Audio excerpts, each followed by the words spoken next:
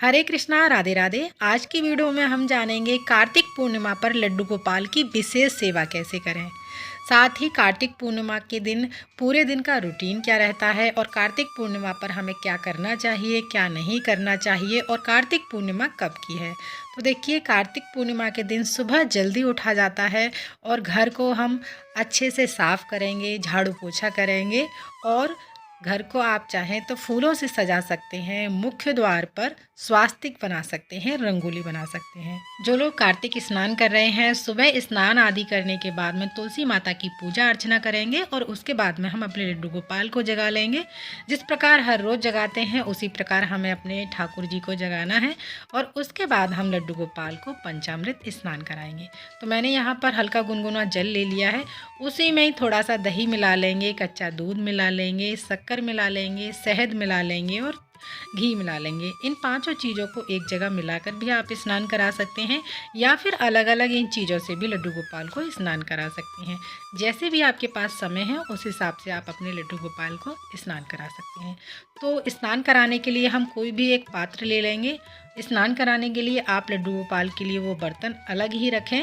आप चाहें तो हमारी जो किचन का सबसे शुद्ध बर्तन होता है वो है परात। आप परात में लड्डू गोपाल को स्नान करा सकते हैं। अगर कोई विशेष लड्डू गोपाल के लिए बर्तन नहीं बनाया है स्नान कराने के लिए, तो देखिए मैंने यहाँ पर पांचों चीज़ों को एक ही जगह मिला लिया है और थोड़ा सा हम डालेंगे लड्डू गोपाल के लिए आज के दिन गंगा जल, क्योंकि कार्तिक पूर्णिमा के दिन विशेष स्नान जो होता है वो गंगा स्नान होता है। तो अगर आप गंगा स्नान जाकर कर सकते हैं तो वहाँ पर कर सकते हैं, और जो लोग नहीं जा सकते हैं वो लोग इस प्रकार से घर पर स्नान कर सकते हैं, यानी गंगा जल डालकर खुद भी स्नान कर सकते हैं और लड्डू गोपाल को भी स्नान करा सकते हैं। तो मैंने यहाँ पर लड्डू गोपाल की जो परात है स्नान कराने वाली वो ले ली है। उसमें हम स्वास्तिक बना लेंगे चंदन से, या फिर तुलसी दल रखकर भी आप लड्डू गोपाल को स्नान करा सकते हैं। और अगर आपके पास फूल हैं तो आप जल में थोड़े से फूल मिलाकर लड्डू गोपाल को पंचामृत स्नान कराएंगे। फिर सादा जल से हम लड्डू गोपाल को स्नान कराएंगे। उसके बाद में हम अंग पोषण करेंगे। तो आप कोई भी साफ सा टॉवल या कोई रुमाल या कोई कपड़ा ले सकते हैं और हल्के हल्के हाथों से हम लड्डू गोपाल को उस वस्त्र से पोंछ लेंगे। उसके बाद में हम लड्डू गोपाल को वस्त्र धारण कराएंगे। हमें लड्डू गोपाल को गर्म वस्त्र पहनाने हैं। तो देखिए, मैंने तो यहाँ पर जो देवउठनी एकादशी थी उसी दिन से लड्डू गोपाल को गर्म वस्त्र धारण कराना शुरू कर दिया था। हल्के धारण कराए थे पहले गर्म, उसके बाद मैं ऊनी वस्त्र लड्डू गोपाल को पहनाऊंगी, क्योंकि 2 दिन से थोड़ी सर्दियाँ बच्चे के हिसाब से हो गई हैं। तो मैंने यहाँ पर लड्डू गोपाल को स्नान कराने के बाद में एक कपड़े से ढक दिया था, जिससे उनको सर्दी ना लगे, और उनके वस्त्र पहले से ही आप निकाल कर रख लीजिएगा, जिससे आपको श्रृंगार करने में आसानी रहे और आपके लाला को ज़्यादा देर तक ठंड ना लगे। तो देखिए, मैंने यहाँ पर लड्डू गोपाल का बहुत ही प्यारा सा श्रृंगार कर दिया है, सज कर बैठ गए हैं। और आप कार्तिक पूर्णिमा के दिन लड्डू गोपाल को चंदन सेवा, इत्र सेवा जरूर दीजिएगा। देखिए, अगर आप चाहें आप लड्डू गोपाल को नए वस्त्र, कोरे वस्त्र भी धारण करा सकते हैं। पीले रंग की, लाल रंग की, सफ़ेद रंग की, इन तीनों में से कोई भी वस्त्र पहना सकते हैं, यानी रंग का चुनाव आप इन तीनों में से कोई भी कर सकते हैं। तो यहाँ पर मैंने लाल कलर की और थोड़ा सा पीला कलर भी है, सफ़ेद कलर भी है, इनमें तीनों कलर हैं जो कि मैंने लड्डू गोपाल को वस्त्र धारण करा दिए हैं।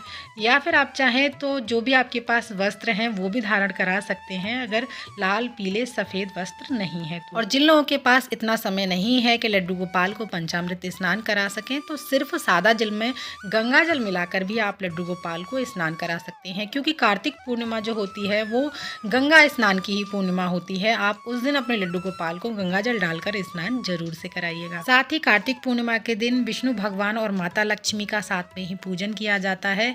चावल दान करना, चीनी दान करना, अन्न दान करना, वस्त्र दान करना और धन दान करने का विशेष महत्व होता है। साथ ही कार्तिक पूर्णिमा के दिन आप सफ़ेद रंग का कोई भी भोग बना सकते हैं लड्डू गोपाल के लिए, यानी खीर बनाकर भी लड्डू गोपाल को खीर का भोग लगा सकते हैं। और गंगा नदी में आप कच्चा दूध, चीनी और चावल प्रवाहित कर सकते हैं। इसका विशेष महत्व होता है और विशेष इसका फल प्राप्त होता है। आप गंगा स्नान कर रहे हैं तो दीपदान जरूर कीजिएगा, या फिर आप कार्तिक पूर्णिमा के दिन 65 बाती का दीपदान भी कर सकते हैं। जो लोग पूरे साल दीपदान नहीं कर पाते हैं किसी कारणवश, और जैसे पीरियड्स में हम पूजा नहीं करते हैं तो दीपदान भी नहीं हो पाता है। उन समय के लिए 65 बाती का दीपदान किया जाता है। आप कलावा ले सकते हैं सूती, और उसके जो धागे हैं गिन करके 65 बाती उनकी तैयार कर सकते हैं। आप एक जो नारियल होता है सूखा वाला, उसमें रखकर घी डालकर आप 65 बाती का दिया जला सकते हैं, या फिर आप तुलसी दीपक भी जला सकते हैं, तिल का दिया भी जला। अगर आप ज़्यादा दीपदान ना कर पाएँ तो 5 दीपदान तो कार्तिक के महीने में यानी कार्तिक पूर्णिमा के दिन जरूर से करें।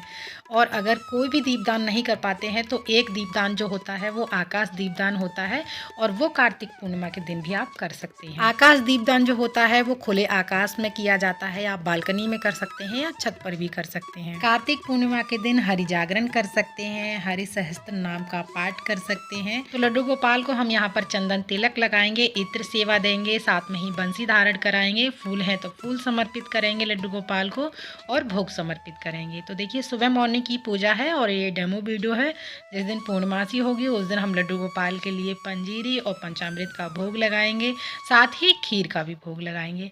तो ये जो प्रसाद है, कार्तिक पूर्णिमा हो या कोई भी पूर्णिमा हो, विशेष करके लड्डू गोपाल को भोग लगाया जाता है।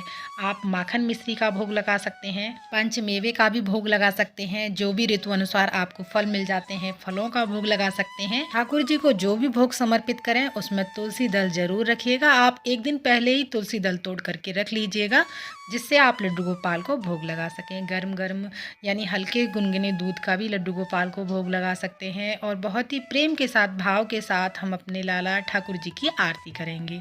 आरती करने के बाद हाथ जोड़कर पूजा में रही कमियों के लिए क्षमा याचना करेंगे, और एक जल का लोटा हम सूर्य भगवान को अर्घ देंगे। और मेरा रूटीन जो रहता है, मैं कार्तिक स्नान कर रही हूँ तो सुबह अर्ली मॉर्निंग उठ करके मैं स्नान करती हूँ और तुलसी माता की पूजा करती हूँ, लड्डू गोपाल को जगाती हूँ, स्नान कराती हूँ उनको, और पूजा सेवा देती हूँ। उसके बाद मैं यहाँ पर भागवत गीता का पाठ करती हूँ, अपनी माला जाप करती हूँ। तो इस तरह से हमारे लड्डू गोपाल की जो पूजा सेवा है वो कंप्लीट हो जाती है। पूजा के समय पर जो भी भोग प्रसाद होता है उसका भोग लगा देती हूँ, और जब भोजन बनता है तो भोजन का भोग लगाते हैं।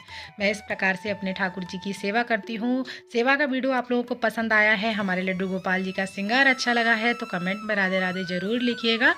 और 5 नवंबर की कार्तिक पूर्णिमा है तो आप कार्तिक पूर्णिमा के दिन 365 बाती का दीपदान जरूर से करिएगा, और साथ ही हमारी वीडियो को लाइक और शेयर जरूर कीजिएगा। आपका एक लाइक मुझे मोटिवेट करता है अगली और वीडियोस बनाने के लिए। तो फिर मिलते हैं अगली किसी और वीडियो में, और अब कंटिन्यू लड्डू गोपाल की सेवा की वीडियो आप तक जरूर आएंगी। तो वीडियो को लाइक शेयर जरूर कीजिएगा। राधे राधे।